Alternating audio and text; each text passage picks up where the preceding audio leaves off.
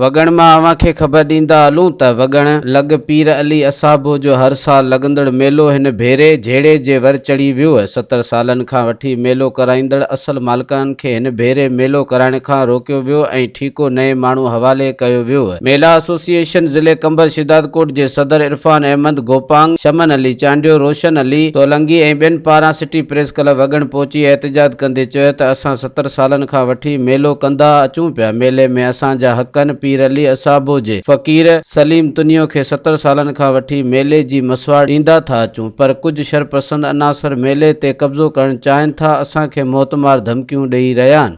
जीअं त असां हिन वक़्तु पंहिंजो प्रेस कॉन्फ्रेंस कयूं पिया वगण शहर में नुमाइंदनि वटि। जीअं त असां 4 मेलियूं खणी विया आहियूं फ़कीर अली साहब जे गादी नशीन ॾे। 4 मेलियूं खणी आहियूं। चइनि मेलियुनि में असांखे मेले जे जवाबु ॾिनई। अहिड़ा माण्हू आहिनि जेके शहर पसंदि, उन्हनि खे उन ठीके में मेलो ॾिनो आहे। 70 साल खां पुराणा असांजा वॾा उस्ताद अब्बा ॾाॾा हिते कमु करे विया आहिनि, जेके मसवाड़ असां वसूल कंदा आहियूं। हिन वक़्तु जेका असांजी मसवाड़ आहे 400 रुपया फुट ते मसवाड़ आहे, जेको असांजे शहर पंहिंजो वगणनि में 400 रुपया फुट ख़रीदी उमिरि खां मिले थो। असां 1 साल जी मसवाड़ 400 फुट ॾींदा। असांखे नाउमीद करे वापसि कयो वियो आहे।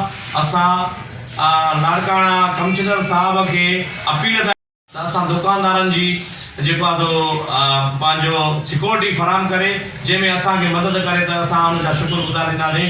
ऐं SSP कंबर साहब खे बि अर्ज़ु कयूं था त असांजी मदद कई वञे, असांजा हक़ असांखे वापसि करे, त असां उनजा शुक्रगुज़ार आहियूं। DSP वगण खे वारा खे नसीराबाद खे बि अर्ज़ु कयूं था त महिरबानी करे नोटिस वठी असांखे पंहिंजा हक़ वापसि कराए, ऐं SHO वगण खे अर्ज़दार आहियूं त उहो बि असांजी मदद करे ऐं असांजी हिमायत करे, असांजी मदद करे, सिक्योरिटी फराहम करे, त जीअं असां पुरअमन सां मेलो कयूं। जेके असांजा शहर पसंदि माण्हू आहिनि असांखे मौतमार धमकियूं बि ॾियनि था। उनखां अलावा असांखे तमामु रिगमाल कयो अथनि त असांखे हेतिरा पैसा ॾियो त ठीकु आहे, न त असां तव्हांखे मारींदासीं, मेलो बि असां ठीके में कंदासीं। तव्हांजी महिरबानी। प्रेस कॉन्फ्रेंस करण जो मक़सदु इहो आहे त पीर अली साहब जो मेलो असां 70 सालनि खां वठी कंदा था अचूं।